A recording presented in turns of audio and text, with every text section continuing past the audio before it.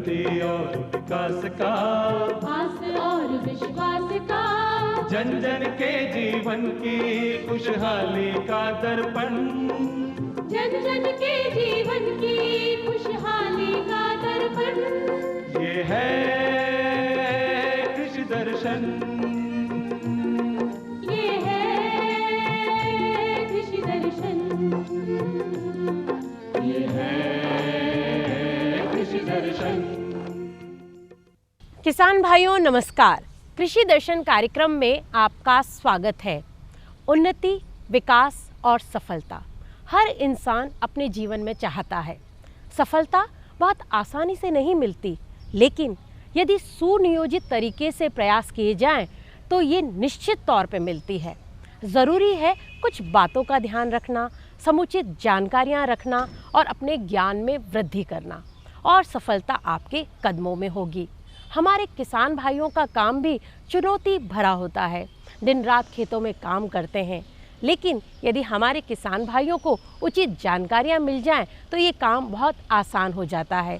हमारे कार्यक्रम का उद्देश्य है कि हम किसान भाइयों तक उन सभी जानकारियों को पहुंचाएं जिनका वो लाभ लें और अपने कामों को आसानी से कर सकें। आज भी कार्यक्रम में हम बहुत सारी जानकारियां लेकर हाजिर हुए हैं आपके लिए, लेकिन जैसा कि आप जानते हैं कि कार्यक्रम में सबसे पहले वक्त होता है खबरें खेती की। किसान भाइयों नमस्कार। खेत खलियानों की खबरों में आप सभी का बहुत बहुत स्वागत है। आइए सबसे पहले एक नज़र डालते हैं आज की खेती किसानी से जुड़ी हुई कुछ खास खबरों पर। भारतीय कृषि अनुसंधान संस्थान के 60वें दीक्षांत समारोह का हुआ समापन। जैविक खेती को बढ़ावा देने के लिए सरकार ने 650 करोड़ रुपए किए स्वीकृत। धौलपुर में 3 दिवसीय चारा प्रबंधन प्रशिक्षण कार्यक्रम का हुआ समापन। और गंवार की अगेती खेती का उचित समय। दिल्ली में भारतीय कृषि अनुसंधान संस्थान के 60वें दीक्षांत समारोह का समापन हुआ। समापन समारोह में स्नातकोत्तर विद्यालय के 284 विद्यार्थियों को पुरस्कार और डिग्री प्रदान की गई। केंद्रीय कृषि और किसान कल्याण मंत्री नरेंद्र सिंह तोमर ने नई दिल्ली में भारतीय कृषि अनुसंधान संस्थान के स्नातकोत्तर विद्यालय के 284 विद्यार्थियों को पुरस्कार और डिग्री प्रदान की। पुरस्कार और डिग्री प्राप्त करने वाले इन विद्यार्थियों में 8 विदेशी छात्र भी शामिल थे। इस अवसर पर श्री तोमर ने फल और सब्जियों की 6 किस्मों को राष्ट्र को समर्पित किया, जिनमें आम की 2 किस्में पूसा लालिमा और पूसा श्रेष्ठ, बैंगन की पूसा वैभव, पालक की पूसा विलायती, ककड़ी की पूसा गाइनोशियस हाइब्रिड 18 और गुलाब की पूसा अल्पना किस्म शामिल है। इस अवसर पर श्री तोमर ने सभी कृषि संस्थानों से अच्छे किसान तैयार करने पर ध्यान केंद्रित करने की अपील की। उन्होंने कहा कि संस्थान बहुत प्रतिभाशाली शिक्षक और वैज्ञानिक तैयार कर रहे हैं, जो कि सराहनीय कार्य है। राज्यसभा में एक प्रश्न के जवाब में सरकार ने कहा कि वर्ष 2021-22 के लिए जैविक खेती को बढ़ावा देने के लिए 650 करोड़ रुपए की राशि स्वीकृत की गई है, जिससे जैविक खेती करने में आसानी होगी। राज्यसभा में एक प्रश्न के उत्तर में कृषि मंत्री नरेंद्र सिंह तोमर ने कहा कि सरकार 2015-16 से परंपरागत कृषि विकास योजना और पूर्वोत्तर क्षेत्र में मिशन जैविक मूल्य श्रृंखला विकास की समर्पित जैविक खेती योजनाओं को भी लागू कर रही है। वर्ष 2021-22 के लिए जैविक खेती को बढ़ावा देने के लिए 650 करोड़ रुपए की राशि स्वीकृत की गई है। श्री तोमर ने कहा कि परंपरागत कृषि विकास योजना में किसानों को जैविक खाद का उत्पादन करने के लिए और देश में खाद्यान्न की जैविक खेती को बढ़ावा देने के लिए प्रोत्साहित किया जा रहा है। इन योजनाओं के तहत किसानों को मुख्य रूप से जैविक आदानों का उपयोग करके जैविक खेती को अपनाने के लिए प्रोत्साहित किया जाता है और किसानों को उत्पादन से लेकर विभिन्न घटकों के लिए सहायता प्रदान की जाती है। योजना के तहत जैविक उत्पादों का मूल्यवर्धन, प्रमाणन और मार्केटिंग पर ध्यान दिया जाता है। इसके साथ साथ किसानों को जैविक खाद के उत्पादन के लिए व्यवहारिक प्रशिक्षण और इसका उपयोग इन योजनाओं के कंपोनेंट हैं। किसानों को परंपरागत कृषि विकास योजना के तहत 3 साल के लिए 31,000 रुपये प्रति हेक्टेयर की सहायता विभिन्न जैविक आदानों के लिए प्रदान की जाती है, जिसमें जैविक उर्वरकों के अन्न फार्म उत्पादन और खरीद शामिल है। कृषि विज्ञान केंद्र धौलपुर में 3 दिवसीय चारा प्रबंधन पर प्रशिक्षण कार्यक्रम का आयोजन हुआ। कार्यक्रम में विशेषज्ञों ने किसानों को चारा प्रबंधन से जुड़ी महत्वपूर्ण जानकारियां प्रदान की। धौलपुर में किसानों के लिए 3 दिवसीय चारा प्रबंधन प्रशिक्षण कार्यक्रम का आयोजन हुआ। इस अवसर पर कृषि विज्ञान केंद्र धौलपुर के अध्यक्ष डॉक्टर नवाब सिंह ने कहा कि दुधारू पशुओं के आहार में महंगी सरसों और मूंगफली की खली की पूर्ति हरे चारे से की जा सकती है। उन्होंने कहा कि हरे चारे से पशुओं में 15 से 20% दूध बढ़ाया जा सकता है, क्योंकि इसमें 25 से 35% तक प्रोटीन की मात्रा पाई जाती है। कार्यक्रम में कई विशेषज्ञों ने किसानों को चारा प्रबंधन के बारे में महत्वपूर्ण जानकारियां प्रदान की। इनमें रबी के मौसम में हरा चारा कैसे उगाया जाए, कैसे हरे चारे का ज़्यादा उत्पादन लिया जाए, पशुओं को साल भर हरा चारा कैसे मिले, इसके लिए कैलेंडर कैसे तैयार करें, गर्मी में दुधारू पशुओं के लिए हरे चारे की कमी को कैसे साइलेज वैज्ञानिक तरीके से दूर किया जाए, जैसी जानकारियां प्रमुख थी। कार्यक्रम में 40 प्रगतिशील पशुपालकों ने भाग लेकर प्रशिक्षण प्राप्त किया, जिनमें 24 महिला पशुपालक शामिल थी। किसान भाइयों, अगेती सब्जी वाली फसलों की खेती करना फायदेमंद रहता है। ऐसे में आप गंवार की अगेती खेती कर अच्छा मुनाफा कमा सकते हैं। आमतौर पर प्रदेश में कई सब्जी वाली फसलों की खेती करने का प्रचलन है, लेकिन सब्जी वाली गंवार की अगेती खेती यदि किसान करते हैं तो वे मालामाल हो सकते हैं।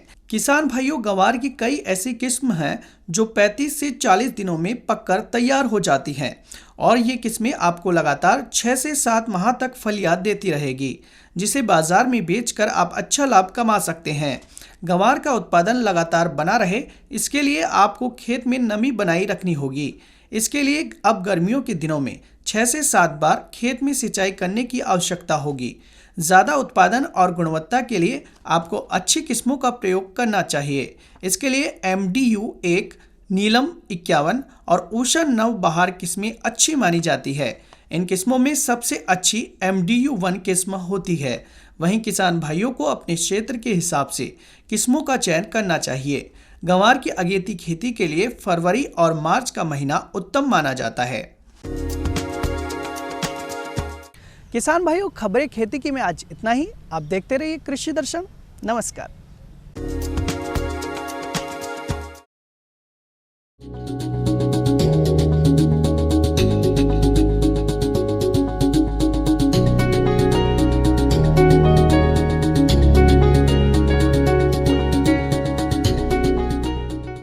किसान भाइयों, कार्यक्रम में एक बार फिर आपका स्वागत है। आलू एक ऐसी सब्जी है जो हर रसोई का हिस्सा है। बिना आलू के शायद कोई रसोई होती ही नहीं है पूरी। हर सब्जी में मिल जाए ऐसा ये उत्पाद है। तो इस उत्पादन को लेते समय बहुत सी बातों का यदि हमारे किसान भाई ध्यान रखें तो अधिक से अधिक उत्पादन ले सकते हैं। राजस्थान में आलू की खेती की क्या संभावना है, क्या उन्नत कृषि क्रियाएं किसान भाई अपनाएं जिससे अधिक से अधिक लाभ कमा सकें, इस विषय पर बात करने के लिए आज हमने कार्यक्रम में आमंत्रित किया है डॉक्टर BL नागर जी को। नागर साहब, आपका हमारे कार्यक्रम में बहुत बहुत स्वागत है। राम राम सा किसान भाइयों। डॉक्टर साहब, हमारे किसान भाइयों को आप सबसे पहले बताएं कि राजस्थान में आलू की खेती की क्या संभावनाएं हैं। जैसा कि आलू को अपने सब्जियों का राजा कहा जाता है और जो आलू, गेहूं और जो आपका जो चावल है उसके बाद तीसरी महत्वपूर्ण नकदी फसल है। जैसा कि अपन आलू ऐसी नकदी फसल है जो कम समय में किसानों को ज़्यादा उत्पादन दे सकते हैं और यहाँ की जो भौगोलिक जो कृषि एवं जो आपकी जलवायु है, मृदा है, राजस्थान के परिदृश्य में बहुत ही उसके लिए अनुकूल है और किसान आलू की खेती करके ज़्यादा से ज़्यादा मुनाफा ले सकते हैं। जैसा कि आलू के बारे में बात करते हैं कि यहाँ की जो मृदा है उसके लिए आपके जैसे बलू दोमट मिट्टी जो राजस्थान के सभी ज़िलों में पाई जाती है और इसके लिए उन्नत है, जिसके आपको पता है कि जो धौलपुर ज़िला जो राजस्थान का उसके लिए उपयुक्त है। धौलपुर के बाद में आपका सिरोही है, आपका कोटा, बूंदी, बारा, झालावाड़, सिरोही आलू की बहुत ज़्यादा खेती होती है और जो अपने यहाँ के राजस्थान के प्रदेश में अनुकूल है।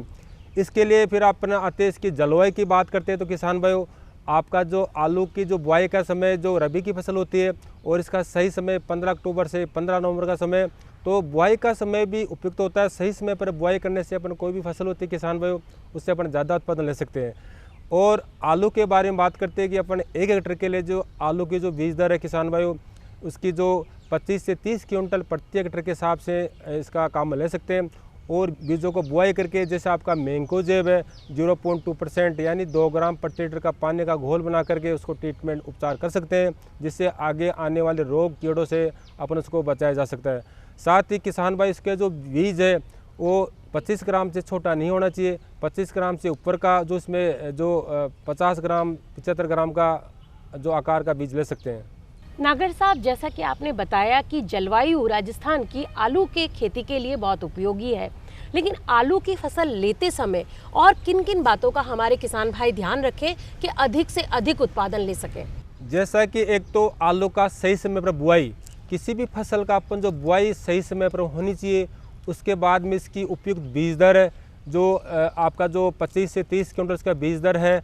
और बाद में किसान भाई जो बुआई के समय उसमें जो कचरे की समस्या आती है, तो किसान भाइयों को अंकुरण से पूर्व जो मेट्रा बीज आती है, जो आपके 0.75 किलोग्राम सक्रिय तत्व, जो उसको जो आलू के बुआई के 1 से 3 दिन के अंदर ही इसमें छिड़काव करते हैं, जैसे कि किसान भाइयों को खरपतवार की समस्या है, उसको जो किसान भाई में कचरे की समस्या है, जो खरपतवार उसमें पनपते नहीं।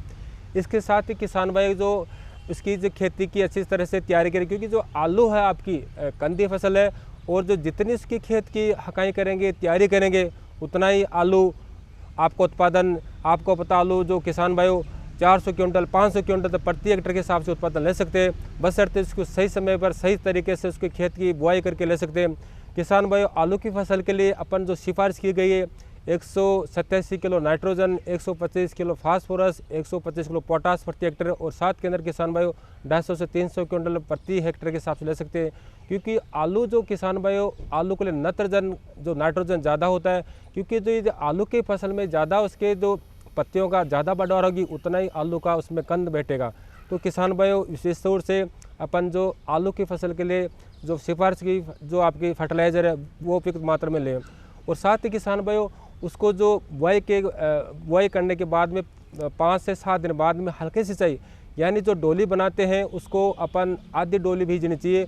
और जो किसान भाई जो अपन आलू को डोलियाँ बनाकर, यानी एक डोली से दूसरी डोली की दूरी 60 सेंटीमीटर, और जो एक कंद से दूसरी कंद की दूरी 20 सेंटीमीटर बुआई करके अपन उसका करें। और साथ में किसान भाई जो सिंचाई का जो अपन जो कोटा धौलपुर के जो आपका क्षेत्र है उसमें 4 से 6 सिंचाई में किसान उसमें ज़्यादा उत्पादन ले सकते हैं। और जो सिंचाई जो किसान भाई उसके अंदर आपकी मिट्टी कैसी है उसके अनुसार अपन सिंचाई उसमें करते हैं। और साथ ही किसान भाई इसके अंदर जो उपयुक्त जो इसके अंदर जो अपन खेती करते समय कोई उसकी किस्म महत्वपूर्ण होती है। तो आलू के लिए अपने राजस्थान प्रदेश में कुफरी बहार है, कुफरी पुष्कर है, कुफरी ज्योति है, कुफरी आपकी ख्याति है, बहुत अच्छी किस्म है। और साथ ही किसान भाई एक किस्म है कुफरी लीमा, जो इसकी जो खास बात है कि जो किसान भाई जल्दी बुआई करते हैं, जल्दी बुआई से मतलब जो किसान भाई अक्टूबर के प्रथम सप्ताह में बुआई करते हैं, उसके लिए बहुत ही उसको बोलते हैं उष्मा सहनशील किस्म है। और उस केस में क्या आती है उसकी जो भी आपका तनाव तक से रोग आता है उसमें नहीं आता है। तो किसान भाई हम कह सकते हैं ऐसी अच्छी किस्म का चयन करें। आपके कुफरी गंगा है, और किसान भाई आजकल जो कुफरी नीलकंठ है जो आपका बैंगनी रंग का आलू होता है, एंटी कैंसर है, ऐसी किस्म का जो बीज है हमारे यहाँ से CPRA सेंट्रल जो केंद्रीय आपका जो आलू अनुसंधान केंद्र मोदीपुरम या अपना वहाँ से आपका शिमला से ले सकते हैं। और किसान भाई जिस किसान भाई को आलू के किस्म के बारे में चाहिए, सीधा जो अपना अखिल भारतीय सम्मिलित आलू परियोजना उम्मीदगंज से आप संपर्क कर सकते हैं, किसान को अपन अच्छी किस्म का आलू उपलब्ध करवा सकते हैं। और साथ ही किसान भाई हम कहते हैं कि आलू के अंदर जो भी सही समय पर उसकी जो देख रेख होती है, उसमें लगने वाले जो आपके रोग कीड़े, क्योंकि इसमें जो मुख्यतः उसके अंदर जो ब्लाइट होती है, लेट ब्लाइट तो फिचेती जो अंगमारी बहुत ही इसके लिए आलू के लिए भयंकर रोग होता है। इसके लिए अपन कहते हैं किसान भाइयों को कि जो आलू का जो फिचेती रोग होता है वो आपके आता है, उसके लिए जो तापमान कम होता है, आर्द्रता ज़्यादा होती है, तो आलू की फसल में जब तापमान 5 डिग्री से नीचे आ जाता है उसमें उस फसल को थोड़ा नुकसान करता है, यानी इसके लिए पाला हानिकारक है। तो हम किसान भाइयों को कहते हैं कि सही समय पर सिंचाई करें और धुआं करके, और आपका जो गंदा का तेजाब आता है 1 लीटर पानी करके अपनी फसल को बचाया जा सकते हैं। और साथ में आपकी फिचेती झुलसा है। और जो किसान भाई अपने राजस्थान प्रदेश में एक जो आलू में लगता है तनाव तक से, उसको बोलते हैं स्टेम नेक्रोसिस। ये जो आलू की बहुत ही भयंकर बीमारी होती है, और जो आलू में इस रोग के लिए जो कोटा क्षेत्र है उसके लिए माना जाता है। और इसका जो किसान भाई सही समय पर जो किसान भाई जल्दी बुआई करते हैं उसमें समस्या आती है, तो इसके लिए हम कहते हैं किसान भाइयों को आप उसका जो इमिडाक्लोरोपिड आती है, कॉन्फिडोर आती है, उसका 17.8 जो आपका जो 0.6 ml प्रति 10 लीटर के हिसाब से अपन करके उस रोग से छुटकारा ले सकते हैं।